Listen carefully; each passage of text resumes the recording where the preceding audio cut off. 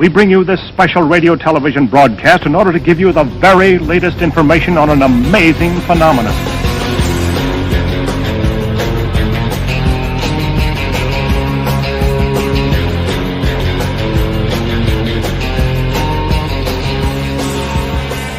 From the files of Schlock and Awe, welcome to Natural Selection, the home of the DTV Creature Feature.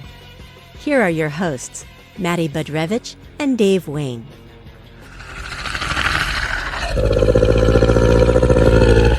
Don't you dare touch me! Stand back! No! No!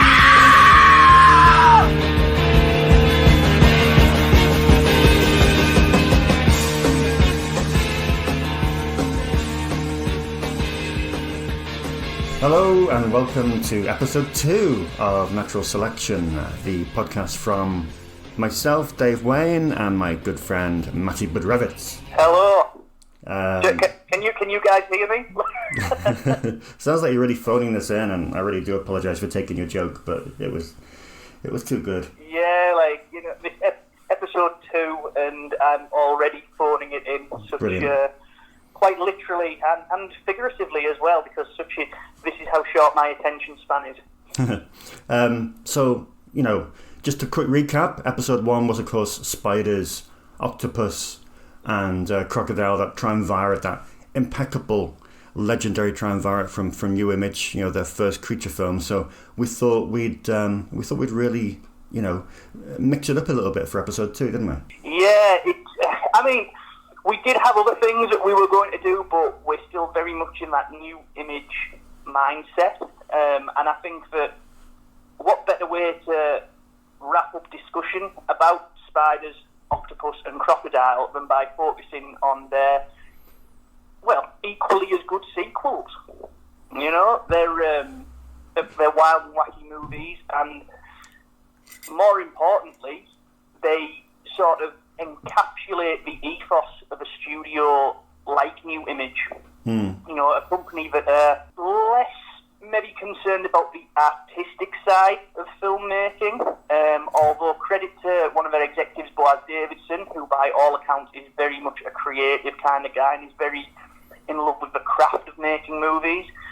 But these sequels are really representative of how New Image operate, in the sense that if a movie is successful, they will immediately bankroll another one in the exact same mould. But that's it. We're not talking about the law of diminishing sequels here, are we?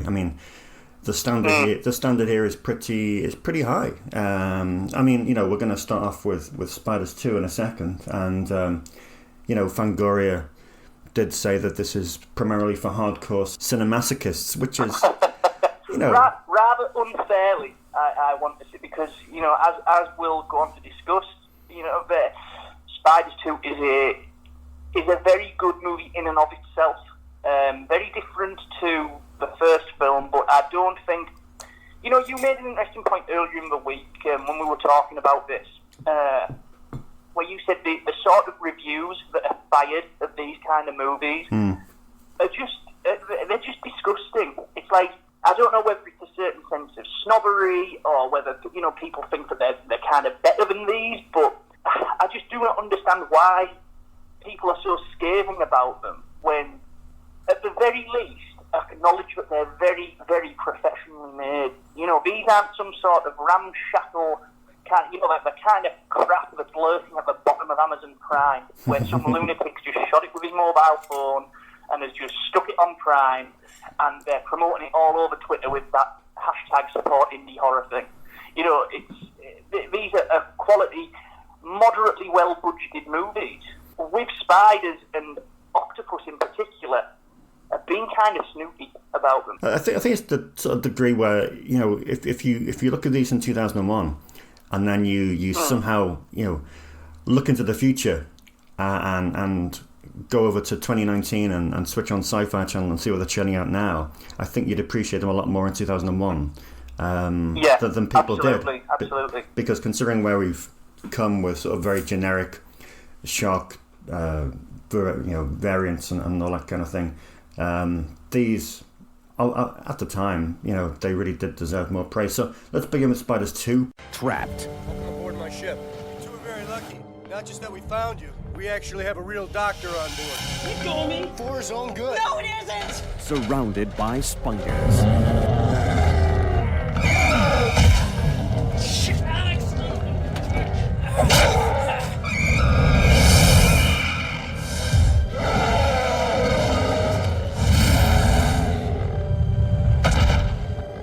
Spiders 2. We're with Sam Firstenberg here, which is a guy we know well. Yeah, and you at the end of this episode, we have got a great chat that you conducted with Sam earlier this week.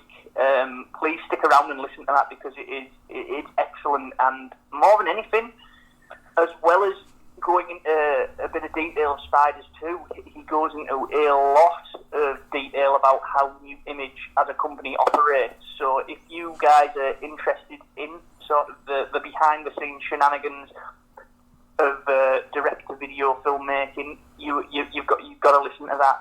It really is essential, and I know that we're going to be plundering a lot more of that conversation for the Schlock and Awe book. But yeah, Firstenberg, director of Spiders 2. Even though it's called Breeding Ground on the DVD and on the promotional material, on-screen title is just Spiders 2. Not a numeral either. Mm-hmm. It was the number 2 in a wonderfully drippy, kind of waxworky font. Yeah. But Firstenberg, of course, he was the second choice Spiders 2. Originally it was going to be helmed by Gary Jones, who of course directed the first Spiders, but as Spiders' post-production period overran, he was stuck editing that, so they passed it over to Sam Firstenberg, who, as he revealed to you, was delighted to have a go at sci-fi and horror rather than just an action movie. Yeah, I mean, we're opening on the well, aside from a pre-credit sequence, we're opening on the high seas here, aren't we? With Alex and Jason, who are bound for Hawaii on a sailing trip. The rather middle class people that they are. Heavy storm is upon us. They capsize. They're rescued by a passing container ship, which is captained by the wonderful Captain Boogaloo, played by Daniel Quinn. Jason is wounded in the process, but luckily on board they have the rather impending Dr. Gerbach, played by Richard Mole, who is quite the character for the 6'8" very intimidating statesman. That most people will know from either Night Court or those early Charlie Band films, be it Metal Storm or Dungeon Master. And Gerbach is up to no good. He's up to no good, really, isn't he?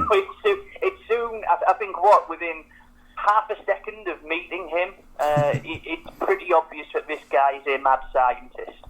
Yeah, well, the fact that he refers to them as specimens kind of does sort of give it away a little bit, yeah.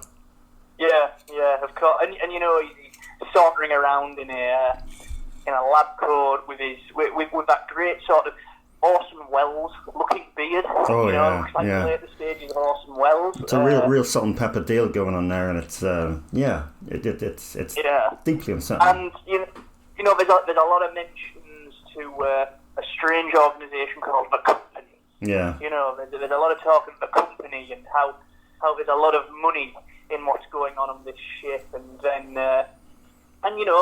before all of that, in sort of the pre-credits sort of preamble, we see that there's some sort of lab. The dastardly Dr. Gerbach is making human spider hybrids. He's impregnating a bunch of poor sons of bitches in a cryo chamber with spiders, and he's got a massive giant tarantula in some sort of weird perspex type cage on the ship. So, and that's pretty much our setup for it. Yeah. How does this differ from the first film? I mean, it's outrageously different from the first film, isn't it? Just in tone, in feel, in sensibility. Whereas the first film, we talked a lot in episode 1 about the first one being like a 50s homage. This one is a much straighter sort of sci-fi horror picture. It's much more, and Firstenberg himself says that it's much more indebted to something like Alien, and very much more explicitly body horror. Of course we've got all that stuff in the first film. We've got some wonderful body horror sequences in that, like we said about the spider bursting out the astronaut's mouth, yada yada yada. But in Spiders 2, it's much more. It's almost a cliche to say it, but it's much more Cronenbergian. It's a little weirder. It's darker. It's it has that sort of sterile, cool,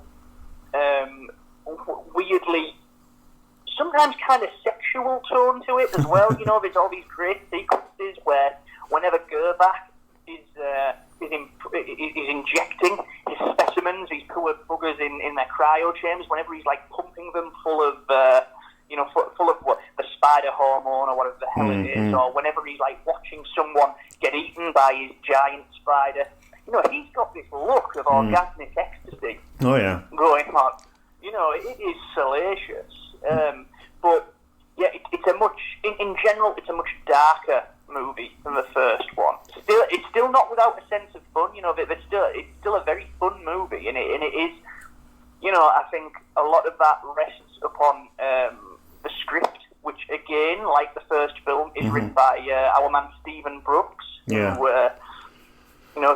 came aboard Spiders 2 straight on the bounce from the first one, and the script is very much in keeping with what he'd do on like The Mangler, that sort of. It's strange, it's dark, but there's sort of a real laconic, tongue-in-cheek humour sort of simmering beneath the surface.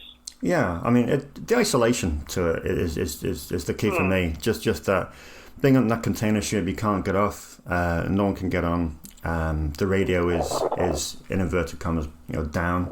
And it's just that skanky, worn isolation of this metal structure that is just it's so grim. I mean, you know full well that like the fact it's set on the ship on the high seas, and that's done for budgetary purposes. You completely it's a completely pragmatic decision, because yes, it's kind of obvious that the budget is a lot lower this time out. The fact that the production itself, whereas the first film was filmed in and around Los Angeles, this one it's Bulgarian. You can tell all the crew on the ship look Bulgarian. The amount of obs listed in the names in the end credits, it's a Bulgarian film. It's one of New Image's Bulgarian productions. So, but while it was done obviously pragmatically and stuff, I think that it's done in such a way that it works for the nature of the story. I think that the film is actually about isolation. And in terms of look, what Firstenberg said about doing it in a sort of alien style, the production design of the film is absolutely, it's just absolutely astounding. There's a wonderful texture to it. There's this drab colour scheme, and it's got what I'd term that sort of Gerda Gothic look. Something like Event Horizon, or Alien, and even like going back to The Mangler again. That sort of that sort of nightmarish steel structure type texture to it, and it looks really, really great. Yeah, I mean, I think Firstenberg deserves a lot of credit for this, and it really shows his dexterity as well. It was his first effort at kind of horror sci-fi. Just in the last few years prior to this, he'd done Operation Delta Force for New Image, which was his standard calling card of all guns blazing, action spectacular. That he then followed that up with Motel Blue, the erotic thriller with Sean Young Robert Vaughn, and then the year after that he did a little sort of family kind of fare with Hulk Hogan and Grace Jones with Mackenzie's Island. So after sort of establishing himself in the 80s with those very canon-esque canon films, I think he really did show that he could have more strings to his bow, during that late 90s millennium period. Obviously, the canon-esque, the movies that Firstenberg made for Canon were, like the likes of American Ninja 1 and 2. They Ninja 3 and Electric Boogaloo. They are quintessential Canon films. As you say, they're more canon than canon. Yeah. When people talk about canon, they are usually within the first 3 or 4 movies that they mention in that sort of style. So of course, but to how Firstenberg was to canon, he was equally important to New Image as well. He was part of the original slate of movies that the company made when they founded in 1992. Helmet Cyborg Cop, stuff like that. Yeah. But of course, I think he's more adaptable in New Image than he was in Canon, and I think New Image gave him greater scope to play around with different kinds of material. I think that the big appeal to me about Spiders 2 is that we are seeing a very, very interesting body horror film directed by a man who's generally more well known for his rambunctious action movies. Whereas here we've got a film that relies a great deal on tension, on strange imagery. I don't think there's any coincidence that we have there's that wonderful sequence in Spiders 2 where the lead guy, Jason, who is played by Greg Cromer, he's strapped to a gurney, he's having a nightmare, and he's being wheeled around the ship. Yeah. And we see Richard Moll's Dr. Gerbach. We see the ship's captain, who played by Daniel Quinn from, of course, Scanner Cop. But that whole gurney sequence, there's a reason why it's done as a Jacob's Ladder homage, because this is a director having fun with horror material. This is a director embracing, the strange and weird nature of Stephen Brooks' script. Oh yeah. And he does that incredibly well. Let's go back to those excellent cast members there. You mentioned Daniel Quinn, the star of Scanner Cop, who of course died really early at the age of 58, a couple of years ago. And also, we must pay tribute to Stephanie Nisnik, who died only 3 months ago, at the age of 52. She made her film debut in Exit to Eden. She may be a little bit better known for the TV drama Everwood, before she retired from acting in 2002, but she really is such a pivotal part in this film. She's absolutely amazing in Spiders 2, and it was really sad. She's the most valuable player in the film. Yeah. She's the one who she's on screen the most. You have to we sort of, for the most part, we see the film through her eyes. That's one flaw, though, I think, of Spiders 2, is that Firstenberg angles a little bit too much where we're trying to be on the side of Jason at first, where we're sort of seeing the film how he sees things through the paranoia, because obviously he's the guy who suspects that this ship ain't quite right. They aren't being rescued. They're doomed. So. And we sort of stick with him for a while, but really the more interesting character would be experiencing the entirety of the film through Nisnik's Alexandra, which we do ultimately do towards the end. Yeah, well, for me, you've got two jewels, two key jewels in the whole film. You got one which is Jason versus Gerbach, and it's their kind of face-off for the picture, and also you got Alex against Captain Bigelow for the film, which is another jewel, because you got him, Bigelow, Call Me Jim, who is just this smoothie with a pencil moustache, who's he's a little bit overeager, really, isn't he? And he just exudes awkwardness. He's like a horny Steve Buscemi. He's got the Weasley sort of features of Steve Buscemi, but also he kind of. Sorry, is it Buscemi? Is that the pronunciation? It is Buscemi. Yeah. Buscemi. I am so sorry. For years I've been calling Buscemi. He's also got That's been corrected, man. Thank you so much. That's my pleasure. He's also got the over-eagerness of kind of a Rick Moranis in Ghostbusters, I thought. Where he's trying to woo Sigourney Weaver by sort of, turning up the stereo really, really loud as well.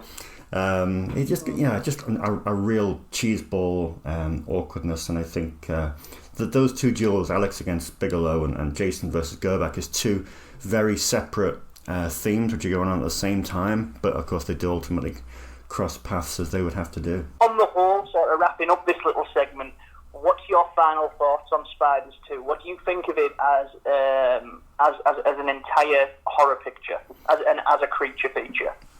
I love it, but I mean, I don't want to put a spoiler in for what we're talking about later, but I wouldn't double bill it with Spiders 1. I think I'd have to pitch it with something else, because they're two brilliant films in their own right, but I don't think they fit together particularly well.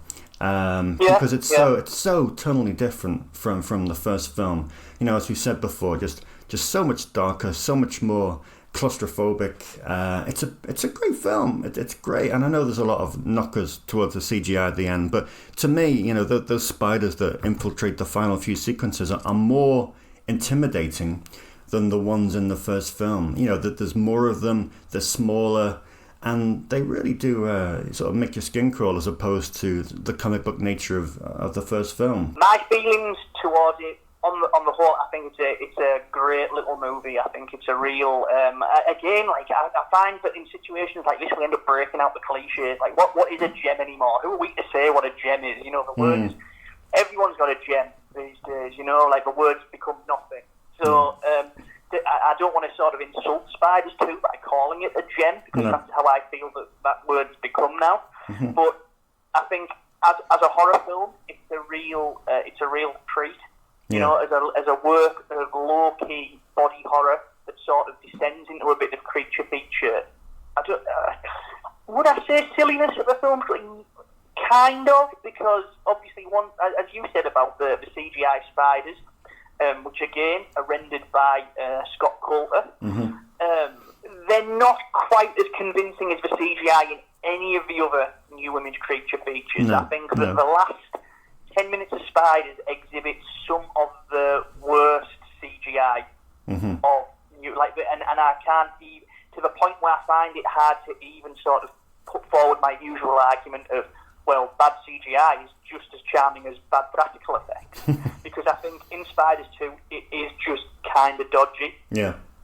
But the idea that the spiders running around the place and the creepiness of that, that's really, really good. The last bits of Spiders 2, if you can accept it as an idea rather than as a successfully realised visual, I think it's very creepy. But I don't think, in terms of a creature feature, a pure classic monster on the loose creature feature, Spiders 2 isn't that movie. It's more just a strange, low-key body horror item with spiders in it. You're listening to Natural Selection, the home of the DTV Creature Feature. Wait a minute! Call for backup. Right. An octopus from New York Harbor, killing cops, tourists, and dog owners. Did you see my problem? I've seen it, Captain. I told you that center was dead. I've got all units responding, but frankly, it's a mess down there. Get to the back of the bus! Everyone, back of the bus, go!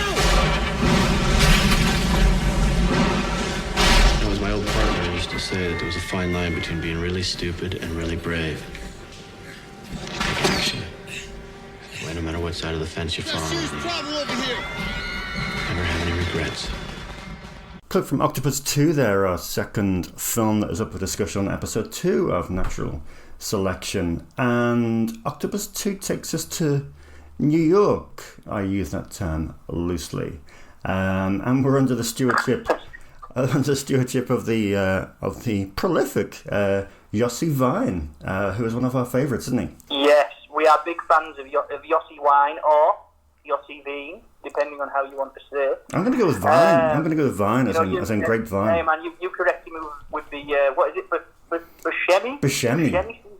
Steve Buscemi, man. So I am correcting you with Yossi Vine. But yeah, big fans of the cinematographer turned director Yossi Vine. Yossi, of course, like so many of the other directors and writers we've talked about with these new image films, you know, to sort of go over his entire career would be a little bit redundant, and it'd probably just eat up the entire slot of Octopus 2. But Yossi was, in short, basically part of the New Image fold. Yeah. You know, he had been with New Image since the beginning. He actually directed the first film for New Image, which was Lethal Ninja, all the way back in 1992. And his cinematographer credits include the second New Image film, which, of course, was Sam Firstenberg's Cyborg Cop. He lent Cyborg Cop 2, before being handed the reins of several notable New Image projects, of which Octopus 2 is, I would say, up there with Cyborg Cop 3 as Yossi Vine's best film. Yeah, I would say that. I mean, Sam sort of made the aspersion that Yossi was sort of given the cast off, the cheap stuff to direct, and yeah, like the films he directed in the 1990s, like Never Say Die with Frank Zagarino and Billy Drago, which was kind of a New Image riff on the whole David Koresh Waco situation. And then he did another film about a cult leader in 2003, which is Sudden Damage, which is probably like his weakest film of the lot, and it does feel very consigned to this underground location that New Image must have got on the cheap. But overall, I mean, you know, both old Operation Delta Force 2 and Operation Delta Force 5 are really decent entries into that much maligned franchise. So absolutely. Yeah, so I think he's great. I mean, it's sort of, he is kind of the anomaly in all of the 6 New Image creature features between Spider, Octopus, and Crocodile. In that, you know, you've got, you know, Toby Hooper, Gary Jones, Sam Firstenberg, really not A-list directors, obviously, but, you know, fairly iconic characters in the B-movie universe. Yeah, and then and sort of with, you can, I wouldn't necessarily, you know, like Toby Hooper, absolute auteur. Well, yeah. Gary Jones, auteurist trait. Sam Firstenberg, auteurist trait. You know, they're not. Firstenberg and Jones aren't sort of like, you know, they're not grounded by similar obsessions or anything like. You know, they don't seem to sort of plunder the same artistic tapestry for each movie and stuff. But you can see that they have their style. They have their sort of defaults and stuff. Yossi Vine, the anomaly in the sense that a journeyman sounds too insulting. Yeah. He's just a very, very good set of hands. He's a very reliable director. He will deliver the goods, and he excels at, you know, at giving you the meat and potatoes action sort of stuff, you know, and I think that's why, in that sense, that Octopus 2, you know, we talked about when we talked about the first film, we said that, like, and you know, one of your reasons for loving the original Octopus is that it is so all over the shop. You know, it's just, there's so many things going on in it. Whereas Octopus 2, which has got the great subtitle on the American VHS of River of Fear, which I love. But Octopus 2 is the film that most people would probably have wanted Octopus 1 to have been. To have been, sorry. You know, like rather than the sort of strange mix of espionage and you know, military thriller and then a little bit of creature feature, Octopus 2, you know, it puts its cards out right away that this is a film in which an octopus is going to terrorize the Hudson River in New York. You know, and it right from the outset. You know, obviously, it is a shameless Jaws ripoff. You know, it follows a lot of Jaws almost beat for beat at times. You know, you've got Michael Riley Burke, who was but 1 year away from starring as Ted Bundy Yes. in Matthew Bright's film of the same name. Mm-hmm. You know, he's the Chief Brody character. Yeah. You know, he's the guy on the New York City Police Department scuba team, the Harbour Patrol, whatever, who is trying to convince everyone that there is a giant, Yeah. there is a giant octopus floating around the Hudson River, pulling people into the murky depths. Of course, the mayor and the police captain, they don't want to believe that because it is the 4th of July, damn it, and they are going to have a regatta.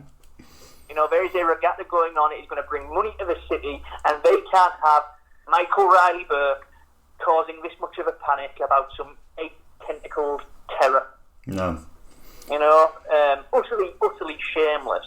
But credit there to Michael D. Weiss, who of course wrote the original Octopus. Yeah. And as I guess we sort of semi-officially christened him last week, last episode, sorry, is the direct-to-video sequel guy. He is that sequel guy. He is that sequel guy. Just to recap a little bit with Weiss, he's got I'll Always Know What You Did Last Summer, Butterfly Effect 2, Hostel Part 3, Jarhead 3, you know, all that stuff to his credit. And again, like Yossi Vine, very much in the new Image fold at the time. You know, so he'd already wrote the original Octopus, he had a hand in Crocodile script, he was writing US Seals 2 for Isaac Florentine. But credit to him and credit to Boris Davidson and Danny Lerner who get the story credit, because if you're going to copy, you copy from the best. You know, and I think that one of the best thing about Octopus 2 is that it's right, we're going to model ourselves after Jaws here. We're going to do exactly the same things Jaws does, and we mightn't have the money, we mightn't have the skill of Spielberg, we're just as professional, and we're going to give you just as much of a thrilling time with it. And for the most part, Yossi Bean and Michael Weiss do exactly that. Yeah, I mean, the way you described it kind of makes it a very sort of A to B to C kind of film, but for me, it's the weird sort of tangents it goes off at that really make it. Like this insane thing about the drug smuggling judge that sort of hovers around the whole film, and kind of and it's kind of used to make sort of Nick Hartfield known to both the mayor and the captain, and then you've also got Rachel Starr. Hartfield, of course, is Riley Burke's character. Yeah. You've also got Rachel Starbird, which is a brilliant name, played by Meredith Morton, who works for the mayor's office, and of course she's got these kids that she needs to transport by bus, and the kids are from like everywhere, all kinds of nationalities, and so there's this kind of thing that comes from nowhere, but it kind of introduces both Rachel Starbird to Nick Hartfield, and kind of gives them a sort of kind of semi-romance interest, love interest thing that never really materializes, but you know what I'm talking about.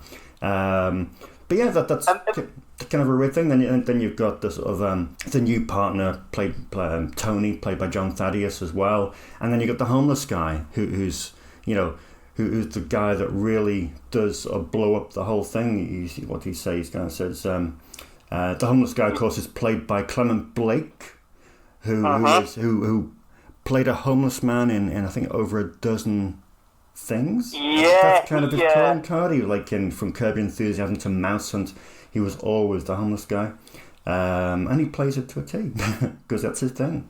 He sort of seems to specialise. You know, it's almost like a book flower. He's sort of more book flower than book flower. You know, It specialises in playing hobos and transients. You know, sadly, no longer with us, passed away in 2012. But you know, I guess it ties into the ethos. If you're gonna copy something, if you're gonna do something that is an imitation, we need a homeless guy for this. We need to get the best damn homeless guy we can afford. You know, so that they get Clement Blake. You know.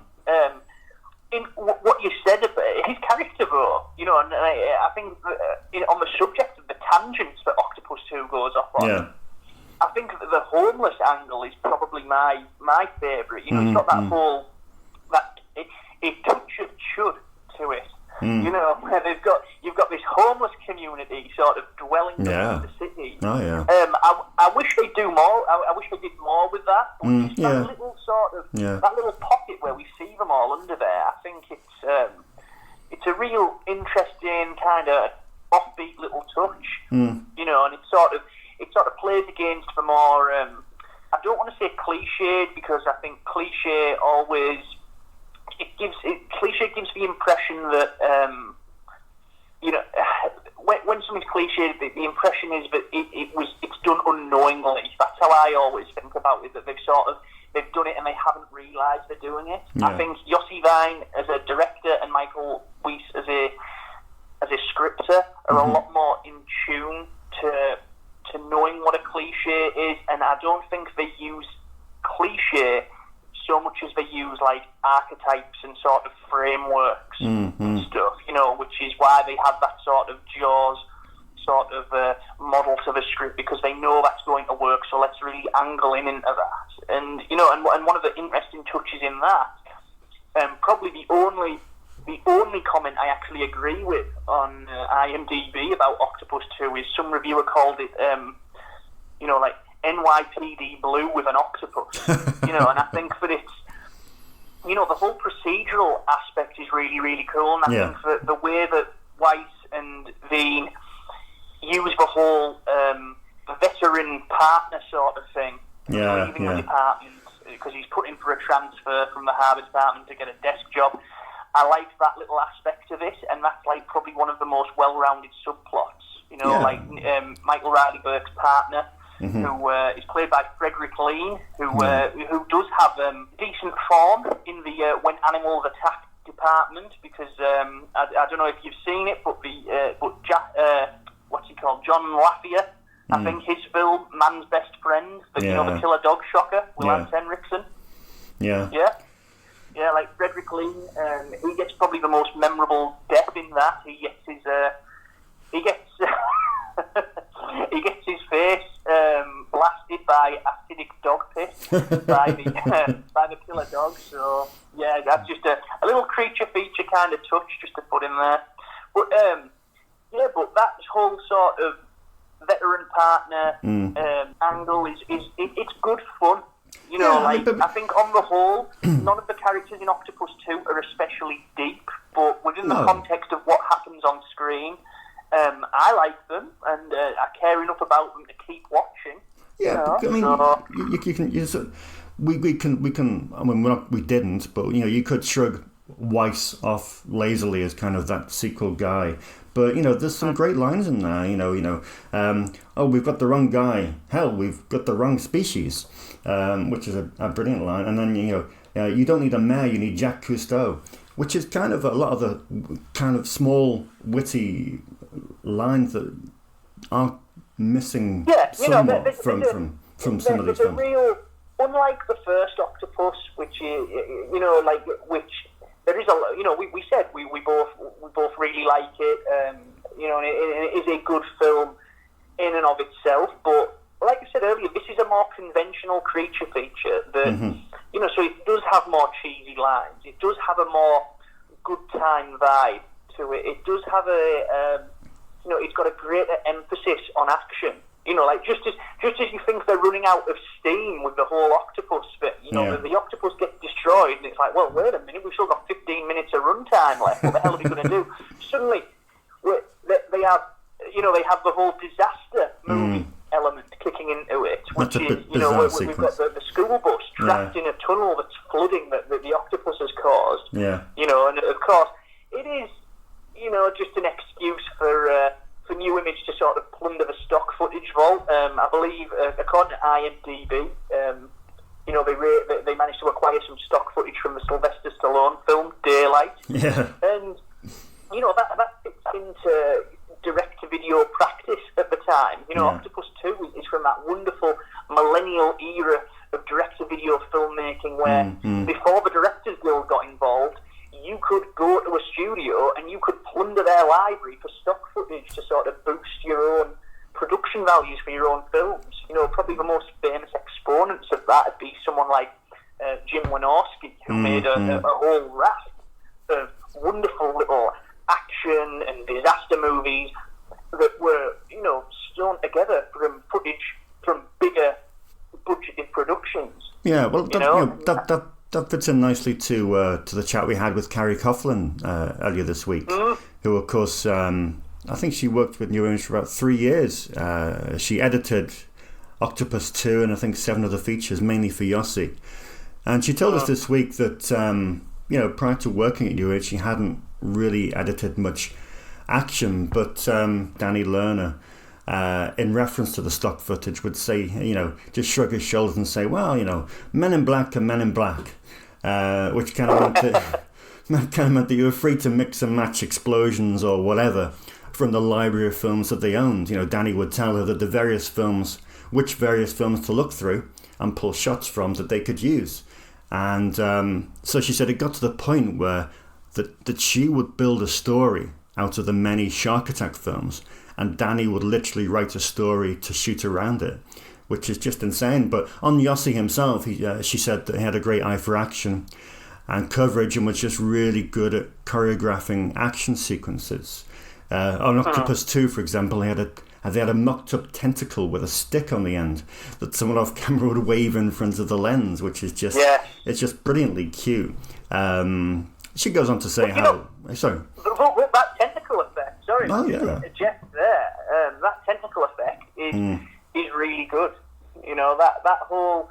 I know it's a lot of a lot of the cast sort of clearly wrapping the tentacle around themselves and thrashing about a bit. But it looks cool. They sell it well, and it's designed by, once again, we mentioned him last time. Willie. It's not a pseudonym. It is a real person. Willie Bother is the tentacle man once again. Mm-hmm. But a shout out to Nicola Branchev, who was the puppeteer as well. They between Bother, Branchev, and whichever poor sod has got the tentacle wrapped around them. Yeah. They sell it well. They sell the illusion. Mm-hmm. So, but yeah, anyway, sorry interjecting you in your editing thing. I thought that might be the only way we could throw another nod for Bother and talk about a tentacle puppeteer. Oh yeah, we just don't spend enough time talking about these things. I mean, just on the subject of Yossi, Carrie said how he was so ambitious. He would think of so many elaborate action scenes to shoot with planes and cars going under them or take off, all kinds of things. And she said he was a lovely man, just very smart, quiet, drank a little too much, but he was just a great Polish gentleman who was a great DP and a great director. And that's it, really. I mean, she really did have a great... it seems that she had a really great time working with him and working for New Image. To sort of bring it round to our final thoughts on Octopus 2, I think that the sense of fun does translate to the screen very, very well. And I feel like I've probably said it 3 or 4 times now, but Octopus 2 is probably, it's the film that if you want to see some octopus action, in the relatively small pantheon of octopus cinema, it is probably I'd stick my neck out on the line and say it's the definitive example of it. It is, I mean, coming around to watch these 3 films, again, I mean, Octopus 2 is the one that really does, make me moist with anticipation for what's contained within, because it's I find it the most enjoyable of the 3. I think you'll disagree, but I love it. I mean, and one thing that we haven't touched upon, I must mention briefly, is the second unit footage of New York, which I think is absolutely marvelous. It really does make you think, if you don't think too hard, make you think that you're in New York. I mean, the opening of the film itself is very kind of zombie flesh eaters. It gives you that shot of the Hudson River, and you think, it does take you back to Fulci. And I don't want to compare Fulci to a B movie creature feature, because that's been done. Hey, I tell you what, man, there is a lot of people who give Fulci. I'm going to say right now, Fulci has belted out a lot of crap as well. as well as there go half our listeners. I I'm setting my stall out right now that for as much as I love his zombie quartet, and for as much as I love Don't Torture a Duckling, Lizard in a Woman's Skin, he has got equal amounts of shit as he does brilliance, you know, and I think that just to be very, very clear that we tend to give a lot of his stuff a pass just because it's Fulci and just because, ooh, it's Italian and made in the 70s, you know, like, so if people are going to be difficult about these gorgeous little creature features, you know, balls to them. You're listening to Natural Selection, the home of the DTV creature feature. A tropical storm brought down their plane. Now, an unlikely band of survivors are trapped in the swamps of Mexico, and they're not alone. You hear that, man? Something is waiting. Something is watching. Something is out there. Can't get to the shack!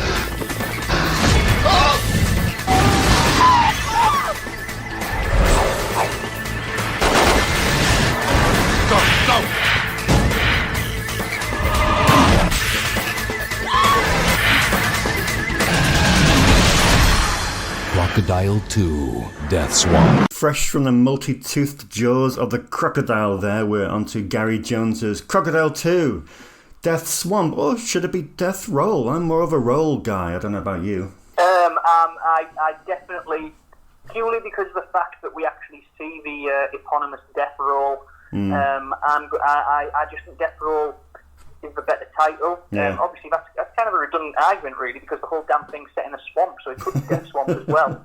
I have offered no clarity on this situation whatsoever. But on a personally, Death Roll, because it just no pun intended, roll off the tongue better than Swamp. Smooth.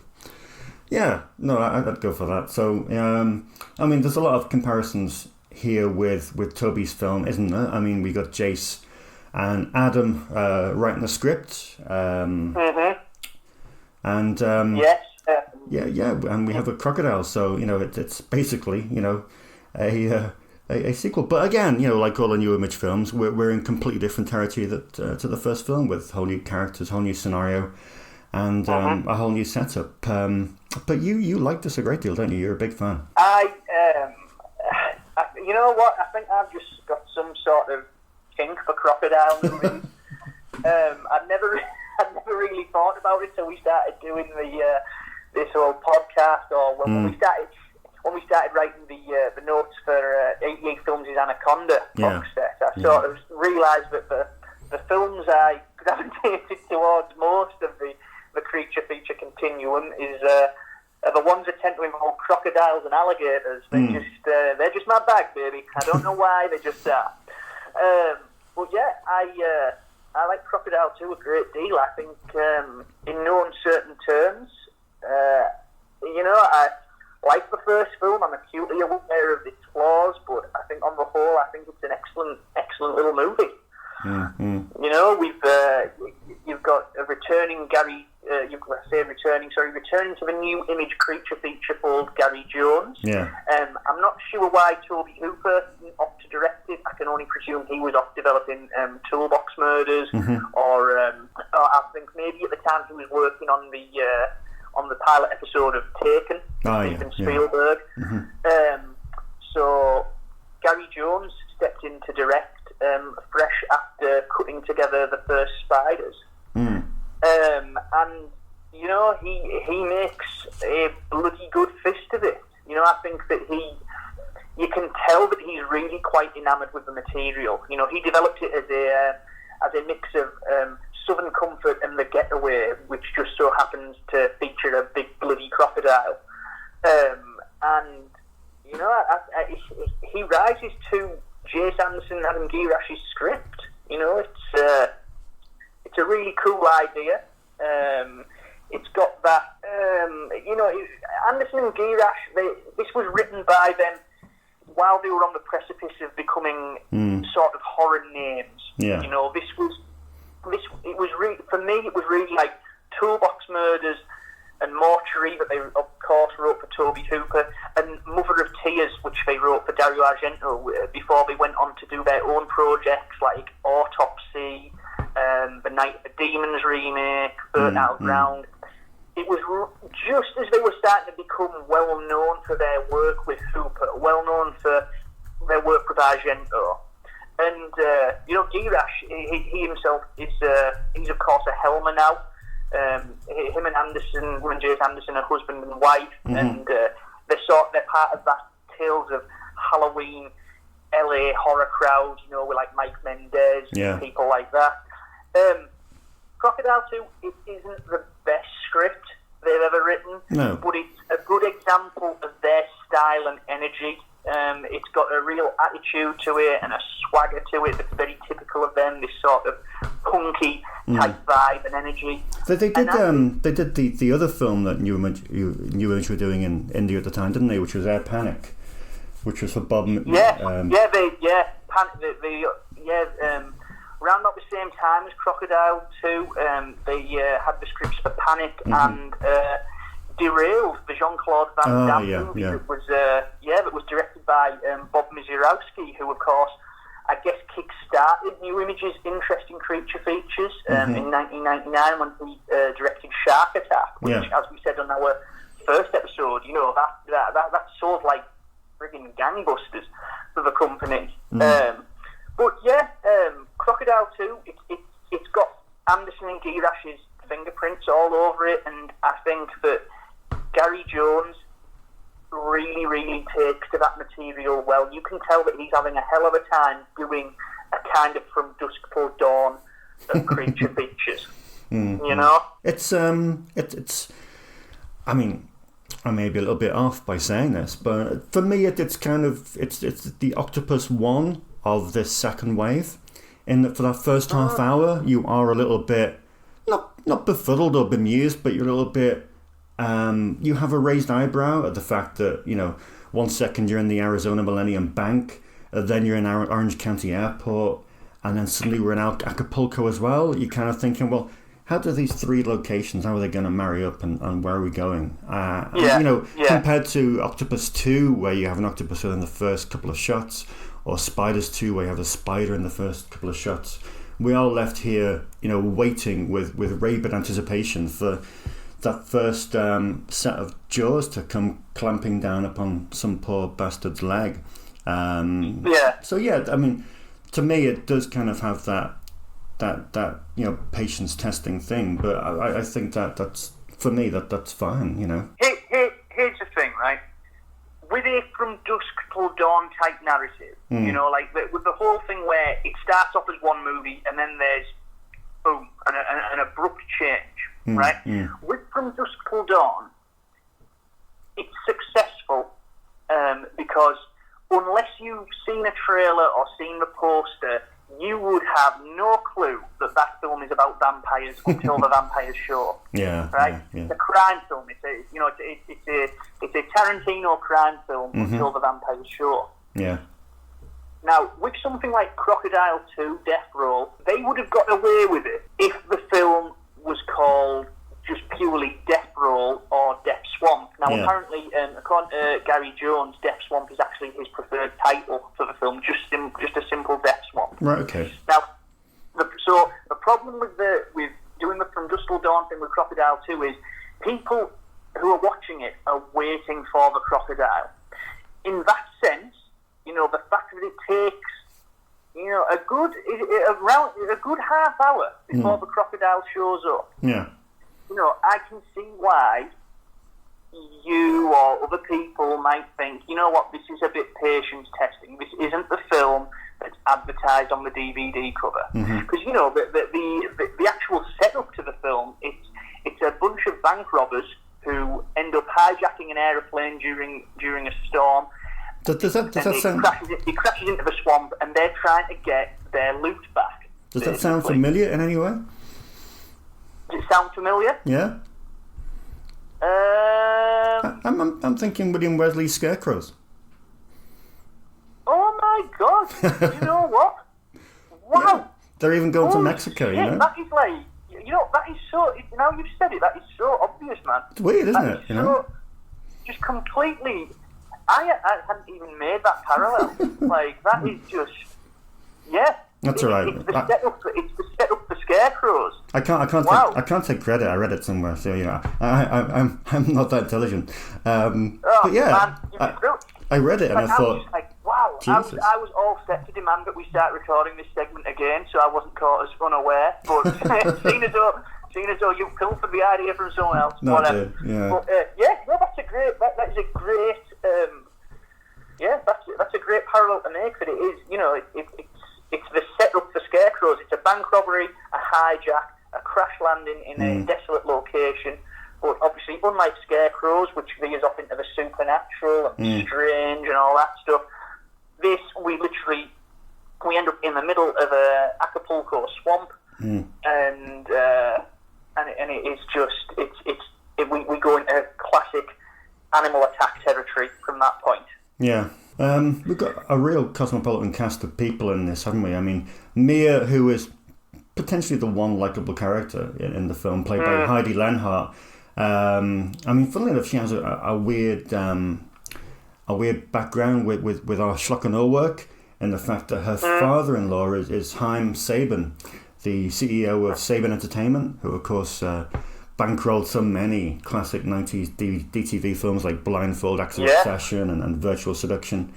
And she had a really small film career that never really went anywhere, which same could be said for Chuck Volczak, who played her boyfriend Zach, who, I think Crocodile 2 was his last feature film, and he that was pretty much it for him. But aside from that, you've got the motley crew of bank robbers, like John Sklarloff, who plays Soul, Daryl Thies, who plays Max, and of course he died aged only 42 in 2009. But yeah, it's a kind of motley crew of people that you never really like them, do you? I think Mia is pretty much the only likable character in the film, and that even goes for Martin Kove as well. Really, he's a bit of a wanker. I'm going to say though that while yes, she's the only one who's conventionally likable. Yeah. I think all the others. It's going back to that whole Tarantino vibe. It's got that whole. They're all kind of reprehensible eccentrics. They're all very memorable. They're all very, very entertaining to watch. Going back over what you said about the bank robbers. Again, you've got the late great. How did you say it? Daryl Thies. I went with Thies. Thies. Well, and he's the suave, potty mouthed, ruthless leader of the bad guys. A sort of discount Samuel L. Jackson from Constant Pop. I can feel him rolling in his grave. Basically he's employed just to be a complete leather trouser wearing badass who shouts motherfucker a lot. And he's great. John Scarloff, who, as you say, he's the Weasley sort of psycho rapist of the bank he's robbers. Grim, isn't he? He's such a grim character, leering, sleazy. Yeah, and he's got that, and he's got that kind of creepy Vincent Gallo vibe to him. Yeah. And of course Scarloff as well. For anyone who watches Gotham, he's probably best known for his memorable turn as the assassin Billy Boy, who popped up in an episode of that.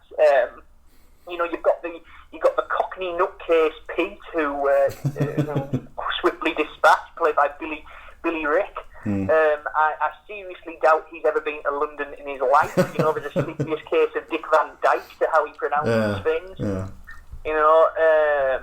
And then the sort of nervy member of the bank robbers, Squid, who is played by James Parks, the son of the late great Michael Parks, which, to sort of further the film's Tarantino illusions,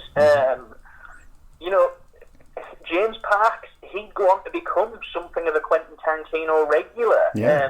Fittingly, he would play the son of Sheriff Earl McGraw, Edgar McGraw in From Dusk Till Dawn 2, Kill Bill 1 and 2, Death Proof, and of course the character of Sheriff Earl McGraw was actually played by his real life dad, Michael Parks. You've got the Tarantino influence there as well. But, they are a very entertaining bunch, very, very unlikable. You spend the majority of the exaggeration. You want to see these bastards get eaten by the crocodile. Yeah. You know, and it works in that sense. You know, you want to see them get eaten. You want Mia to survive, and it's just nice seeing Martin Cole pretend to be a drunken sort of helicopter pilot. It's just nice to experience. But I said he wasn't like a likable character, but he's essential to the film. I think he's probably the most essential character in the film. And you take him out, and I don't think you'd have the same Crocodile too, because it's just no, not at all. And especially as you know, Martin Cove, who God, we could do. I seriously think we should do sometime in the future. We need to do a podcast devoted to the direct-to-video work of Cove. This guy's CV is astounding. You know, he is. It's marvelous, some of the stuff on there. Crocodile 2 is a great role for him. You know, purely because he gets like the best sequence in the film is the boathouse. That whole boathouse sequence where the crocodile's attacking what criminals are left over, and the few good survivors in the boathouse is marvelous. And you know, you've got that wonderful sequence where Cove, he spews some sort of local legend about conquistadors who came across these monstrous crocodiles, or as he calls them, these dragon creatures. And you know, these crocodiles chomped up all the conquistadors, and you know, and it's just a lovely little flourish, this story that he's got about he calls it something like El Gato Diablo, and it's just fantastic. To me, things like that is a schlocky B-movie catnip. They're the moments that when I'm watching these things, they're the moments that I live for. The sort of things where I'm like, oh, yes, more of it. You know, and that is, it's just wonderful. Yeah. You know, and in terms of how Crocodile 2 plays against the original Crocodile, very different story, different set of characters. It's only the scriptwriters and producer Frank DiMartino who carry over, but it's just as jumpy. There is some tremendous jump without doubt in Crocodile 2. You know, I think if I had like one negative about it, it might be as though I wish they cut like 5 minutes off the end. I think the end just goes on a bit too much. I think, you know, especially with the dream sequence and I'm like, you know, you've got the whole. It's the whole carry thing. Let's give them one final jump at the end. And again, you know what we said about the spiders in Spiders 2. Yeah. That end bit with the crocodile jumping out the pool. That's the only bad spot of CGI. Yeah, it is. Film. The rest of it very charming. The practical effects, which were done by Robert Hall. Yeah. You know, they're really, really good. You know, they hold up. And, you know, in terms of the actual design and sculpt of the crocodile, I actually think it looks more formidable and it looks nastier, but it's got more of a cartoon vibe than the original, which sort of lets you know that it's, you know, you're meant to have a good time with it. I think it's a better sculpt job and a better look than the crocodile in the first one, even if on occasion it's, you know, it is kind of obvious, but it's just basically a crocodile's head and 3/4 of its body being pulled along on a bit of string. You know, like you can see that it's getting wheeled along a little bit, but you know, it works within the context of the movie, and it does look very, very cool. Yeah. Is this your king of the three? Is this your, you know, the prince of these three sequels? Oh, without doubt, absolutely.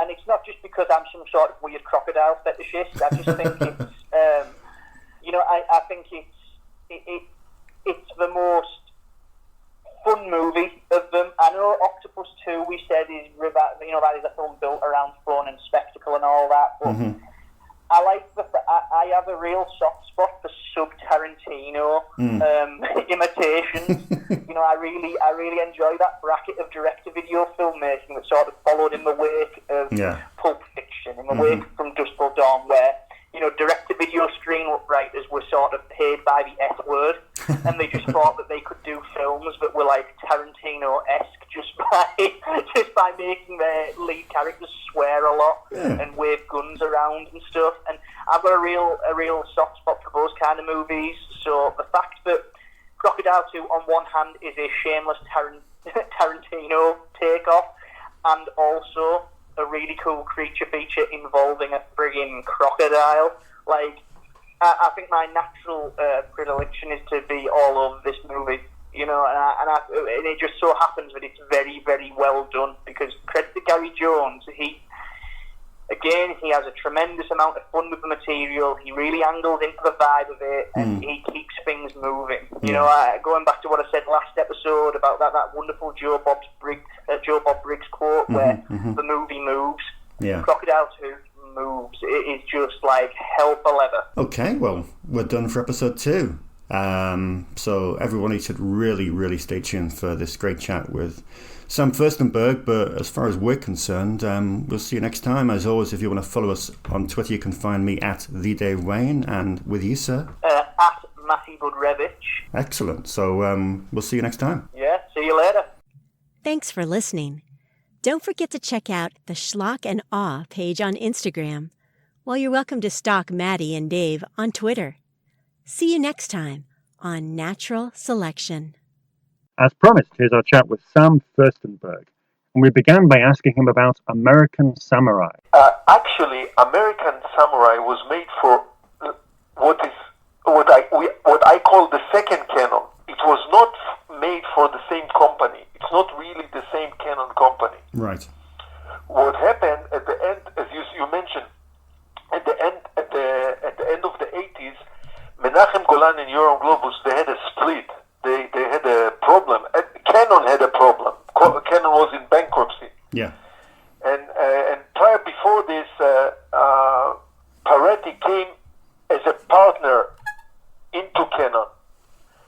So at this point, you know, up to where Paretti came, Menachem Golan and Yoram Globus, they were the two big managers, let's say, of the company. They were not really the owners. It was a public company. Yeah. But when Paretti came in and to kind of bail them out, he came with money. And they did not agree, Menachem Golan and Yoram Globus did not agree on the relationship with Paretti. And Menachem Golan decided to leave the company, and he created another company which was called 21st Century. Right. So only Yoram Globus and Paretti stayed in Canon, but then Canon went into bankruptcy. I see. And the company was disintegrated, Canon, and all the properties and everything they had was split between the creditor. MGM got most of the movies. Definitely all of the movies that I directed ended up in the hand of MGM. Yeah. But there were some other creditors. Some movies ended up in Warner Brother, bankruptcy, and the company ceased to exist. Yeah. Then, later on, I would say a year later or sometime, Yoram Globus, together with Christopher Pierce, who was part of the company of Canon, at that point, I'm sorry, I'm going back a little bit, when Canon ceased to exist, Paretti and Yoram Globus somehow became the head of MGM. Yeah. Paretti came with some money and he bought MGM. And so Paretti and Yoram Globus were the heads of MGM. Yeah. Meantime, Yoram Globus maintained some of the properties of Canon in the bankruptcy process. So he, meaning Yoram Globus, together with Christopher Pierce, which was part of the company, and he was, by the way, an English lawyer. Yeah. They created Canon again. They re-resurrected Canon. I but see. it was really like a completely different company. It was, so I'm calling it Canon 2.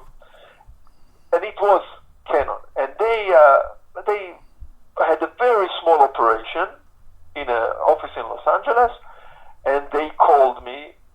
It was really Christopher Pierce, because Yoram Globus was busy in MGM. Yeah. So Chris called me, and he said, "Man," I sat with him in the office.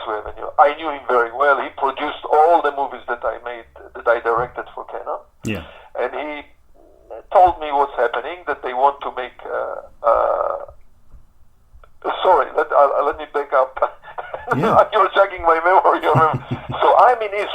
when all of this is happening, I was in Israel directing a movie with Yehuda Barkan, The Day We Met. It's called in English The Day We Met. Yeah. It's a comedy. And I'm directing this movie, and then they come over, Chris Pierce comes over to Israel together with Boaz Davidson, Yeah. who is now working for them, to make a movie called Delta Force Number 3. Yeah. And they started, and I don't know, exactly if it was the end of the 80s or the beginning of the 90s, and they are making this movie while I was directing this other comedy movie. And by the time I was editing, I was in the editing process of the other movie, they ran into problems in producing Delta Force Number 3, and I got a telephone call from Chris Pierce. He was in Israel, and he said, I would like you to come and direct Delta Force Number 3. I had no preparation and anything, but anyway, it was good for everybody. It was good for them, it was good for me. So I jumped aboard, and I directed for them this movie, Delta Force Number 3. Well, just to interject for 1 second, it's quite funny actually. I was speaking on the phone to Brian Trenchard-Smith a couple of months ago. Right. And of course, right. It was him, and yeah. they had some fallout. I don't know exactly what happened there. I met him and I spoke with him later, a few years later, and they asked me to come aboard and to basically to direct the movie. I had no preparation, nothing. I came in and I directed the movie, editing. We are done. We finished, and then when I came back to Los Angeles, and all of this was in Israel. The editing was in Los Angeles already. Yeah. When all of this is done, finished, done, he calls me in, Chris, and he says, we want to make something similar to Ninja. Mm-hmm.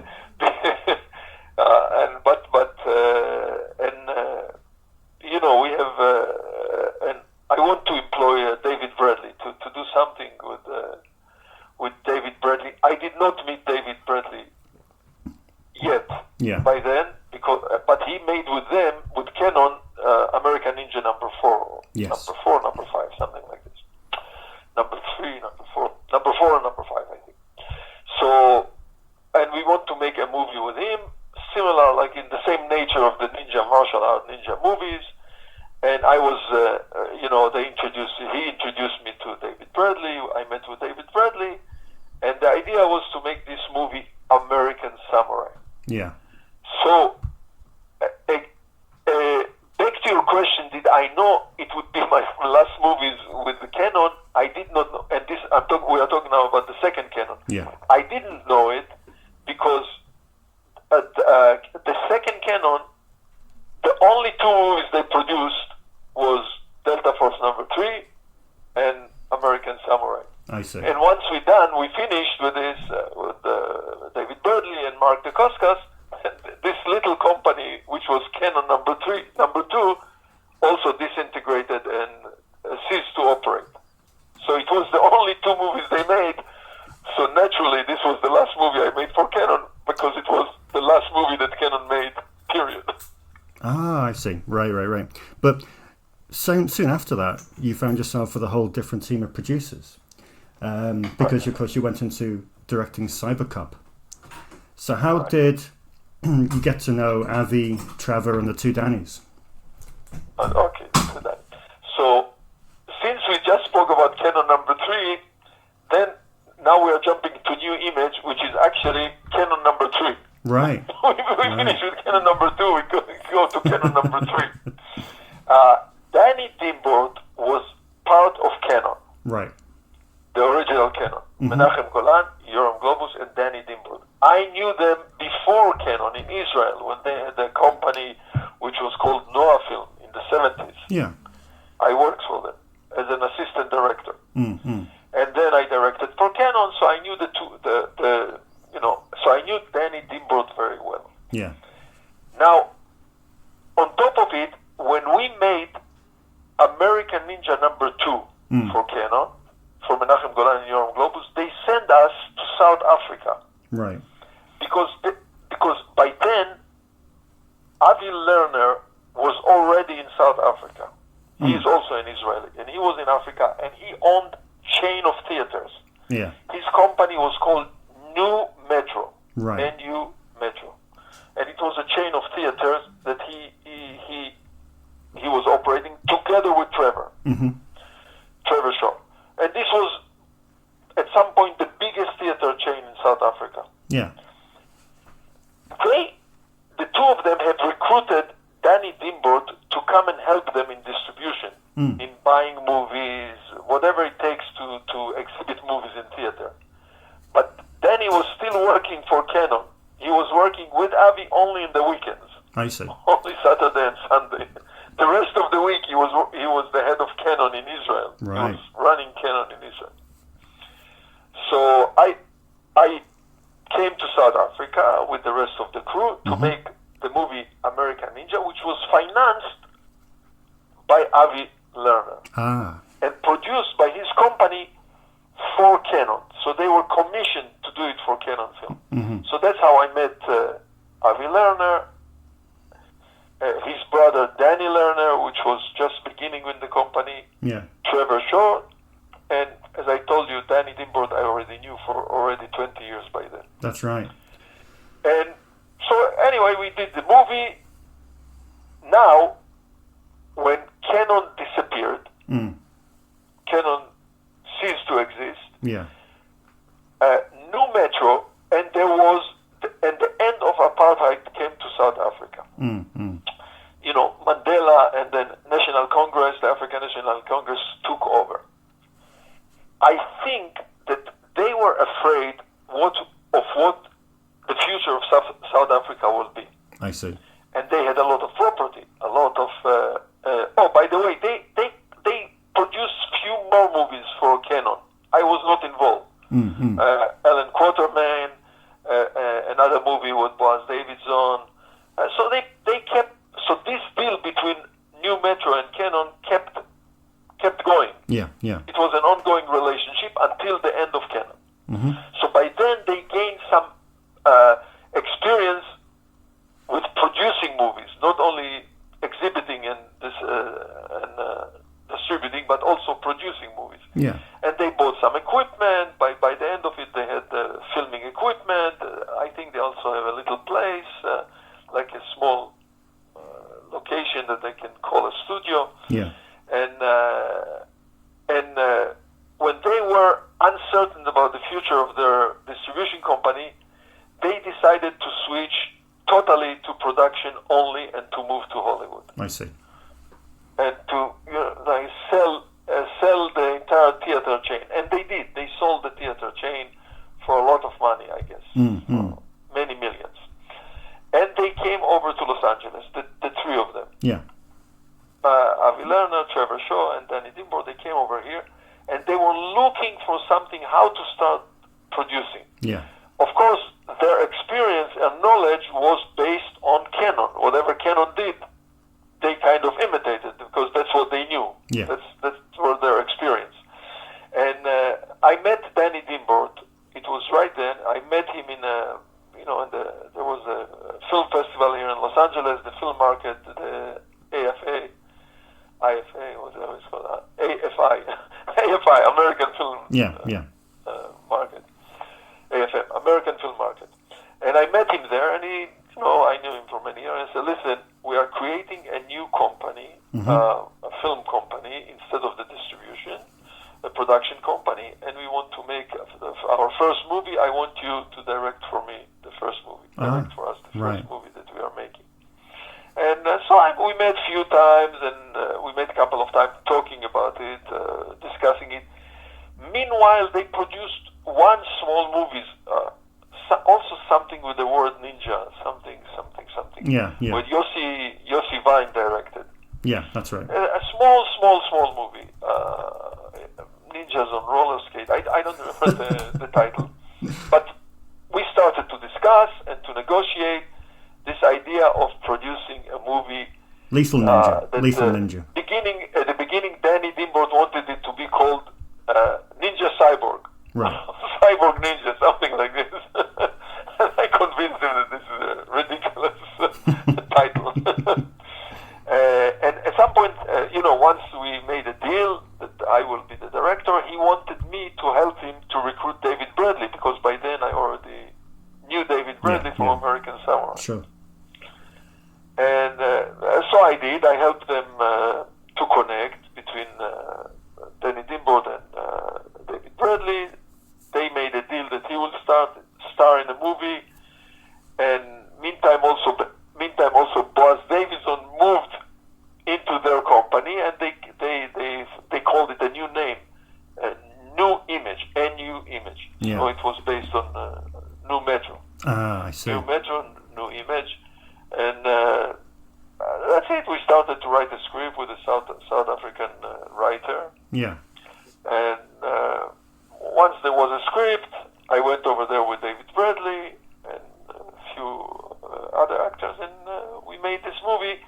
So that's how the beginning of the relationship formed between me and those 3 guys, or 4 guys. But as I told you, I knew them before. Yeah, yeah. From all of them from American Ninja #2. But how would you compare your relationship with them with the relationship you had with Menahem and Yoram? Okay, I started with Menachem Golan from the very bottom. Yeah.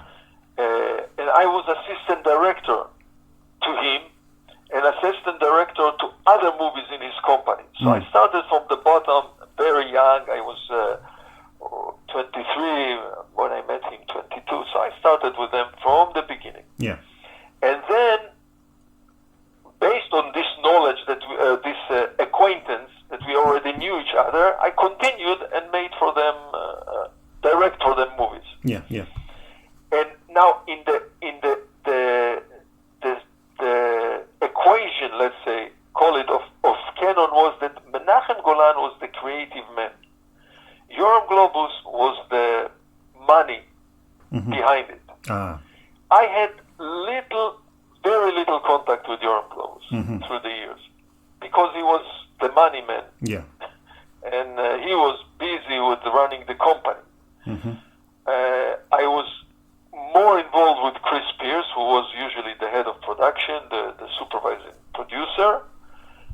But a lot of connection, a lot of interaction with Menachem Golan, because he was on top of the creative part of making the movie, and he was very interested in this. This was really the element that drove him.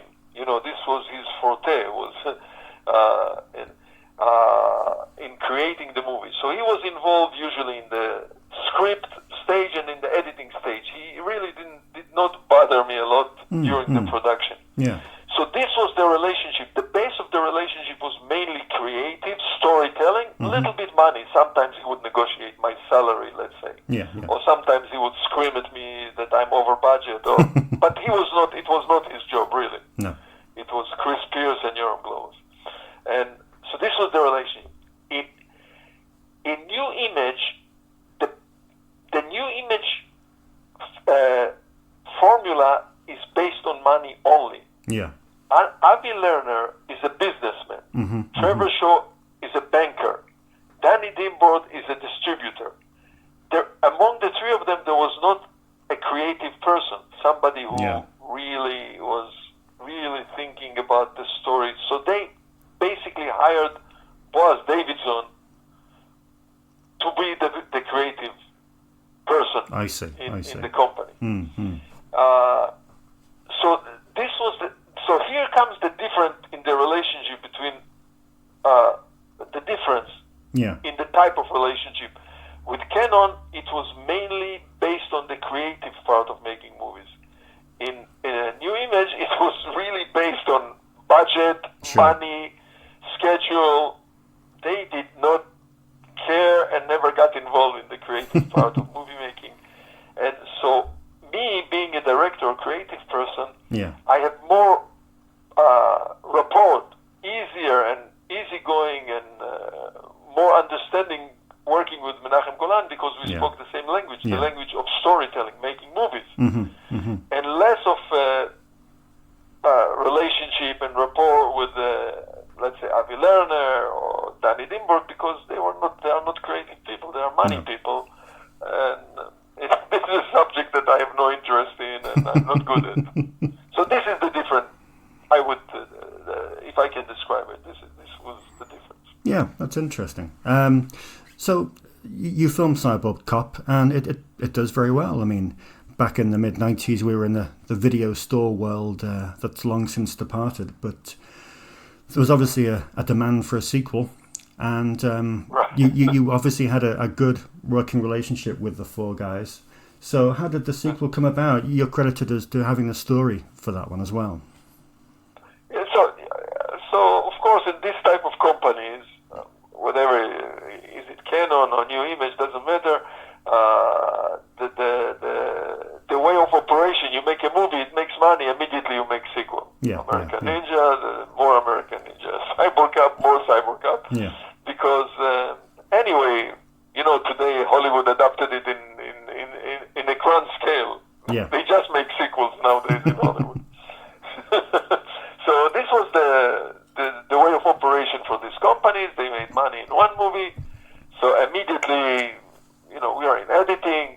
At that point, New Image was still a pretty small company, maybe 4 or 5 people in operation. That's all. Right. Okay. Avi Lerner, Danny Dimbo, Trevor Shore, a secretary. That's it. This was the company. Good grief. And in South Africa, they had Danny Lerner. Danny Lerner was in South Africa. They had a little kind of a studio. They bought a recreation park, some theme park, something like this, entertainment park, and they turned it into so-called studio. They had equipment. They bought some equipment from another company. So this was the operation in South Africa, and immediately they wanted another movie, again with David Bradley, the same formula, and again we didn't have a script. So as I told you before, the relationship, they didn't care. They entrusted it or trusted it upon me. Go and get a script. You do something. Yeah. So we hired the writer, John Stevens, Rami Alon, and together with him I wrote the script of the second type of Cyborg Cop, which was actually called Cyborg Soldier. It's not continuation of it's not really a sequel of the first movie. The story does not continue. The only connection is David Bradley and the fact that you have cyborgs. RoboCop's kind of a robotic human. That's the only connecting part between those two movies. Who made that decision not to connect it? Was it you that made the decision not to connect it to the first one, or was it just an irrelevance? Was it just not important because the emphasis was put more? No. Yeah. It was not important to them at all. No. And to keep a story going, you need back the same. Not only this, those Cyborg Cop movies, the Cyborg Cop ends up with a definite ending where the villain is gone. And they didn't want to bring the main girl again, the actress again to South Africa. So basically, you have to now start with a new villain. Yeah. You have to keep the villain alive to do a real sequel. True. And if you completely destroy the villain and he's completely dead, then you have to resurrect him from death to make a real sequel. So that's the reason we needed completely new story. We didn't have John Rhys Davies is over, the cyborg, the bad cyborg. We had the head cyborg was the actor Rufus. He was destroyed. Everything was destroyed because we didn't think we were making a sequel. So that's the reason we have to start with a new story and with a new beginning. Yeah. But as I told you, in the commercial world of this kind of low-budget action movies, B movies, it really doesn't matter. It's not like the high-profile movies like Fast and Furious. No. The sequel is a real sequel. Exactly. The story continues, Yeah. In the low budget, all you need to know, all you have to do is to keep the main actor, the star, the same idea. So was the American Ninja sequels. Yeah. Everyone was a different story. So it was a conscious decision. They didn't care anyway. They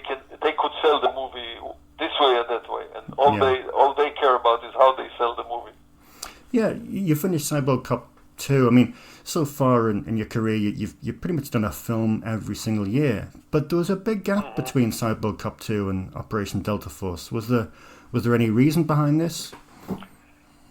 What was the reason? There was in between. I was approached by an Indonesian company, Rapi Film, and they wanted to make. They had already deal with Frank Zagarino to make an action movie, right? And they wanted me to direct a movie with Frank Zagarino.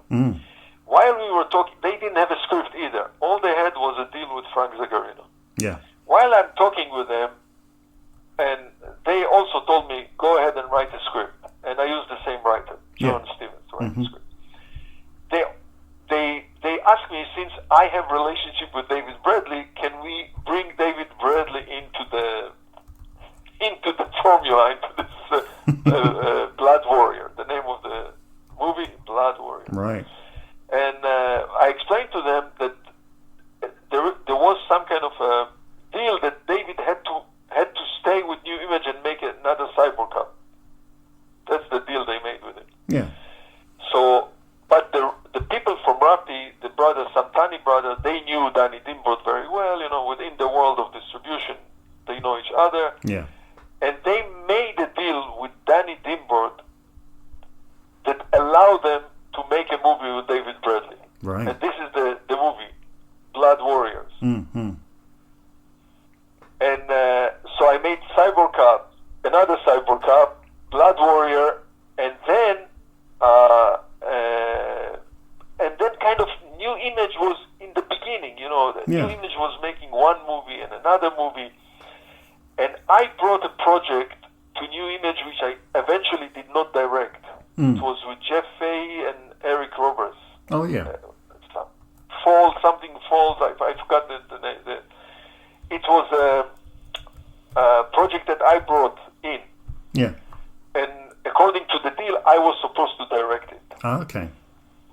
But because I was busy with the Samtani and the Blood Warrior, we kind of alter our deal that they will give me another movie to direct, and meantime, while I'm finishing Blood Warrior, and they will make this movie, and therefore we ended up with doing Operation Delta Force. I don't remember why the gap was so big, but I was busy all the time. Were you? Even in between. Right. I just watched Operation Delta Force this afternoon for I think the second or third time, and I really like it. I think it's a good film. Some of the cinematography in it is great, and I think the location in South Africa really does make it a really just a really cinematic action film, really that's non-stop from beginning to end. Right. The idea that at that point, when we were approaching this time of making Operation Delta Force, Danny Lerner was more involved by then in producing and production. He was the producer. Yeah. He was the producer on the Cyborg Cops, but he was getting more and more involved in originating material. And the idea was, the concept of the idea came from Trevor Shaw and Danny Lerner. Trevor Shaw is being the only real South African in this group. Sure. The others are all Israelis. But Danny Lerner lived many years in South Africa. So they initiated the idea of a group of Delta Force and Ebola outbreak and saving them. The tone that they gave the movie from the beginning. Yeah. And they did the writing. I was not involved in the writing. They did the writing with the South African writer. What's his name? Gary, not Gary. I'll remember his name. And the tone of the movie that was right away that it will be full of action. It will be minimal in storyline and full of action. That's what they were seeking. Remember also, this New Image was selling movies from a certain type to what we call foreign buyers. which Yeah. mean non-North American buyers. Everything was North pre-sold, America wasn't it? It's called domestic buyers. Yeah. And they usually sold those movies overseas, what we call here overseas. Mm. And this is the type of movies that Danny Dimborg specialized in selling. Yeah, yeah. He was the salesperson. They also had a deal with Warner Brother already, either with Paramount or Warner Brother, which already distributed the Delta Force movies. Mm-hmm. So they believed that they will make a deal with Warner Brothers. So they wanted this type of full of action, as big as we can do it in South Africa. Yeah. Now the other thing that, because you mentioned, there is one more thing that I have to tell. When I directed the movie Delta Force number 3, Yeah. I was in Israel, and I was thrown into directing it, and then 2 or 3 days into directing, I realized I don't have a military advisor to help me Yeah. making a military movie. That's right. And that's pretty crazy because, I make a ninja movie, I have Shokasugi with me. He's a ninja. Yeah. I don't know nothing about ninjas. So, and here I'm directing a movie with no advisor. Now in Israel, it's kind of was lucky because everybody in the crew was a military advisor, basically. Right. Mm. Everybody went through military. I went through military, Yes, but not yeah. this type of commando type of things. So there were enough people to help me and to advise me how to do. But still, if you don't, this is supposedly American military, Delta Force. When I went to South Africa and I was involved from the beginning, I told them right away, I'm not going to direct a movie without a military advisor. Sure, yeah. I don't know how to, all the little details. And they understood it and they agree with me. And we found somebody here, Eric Simmel.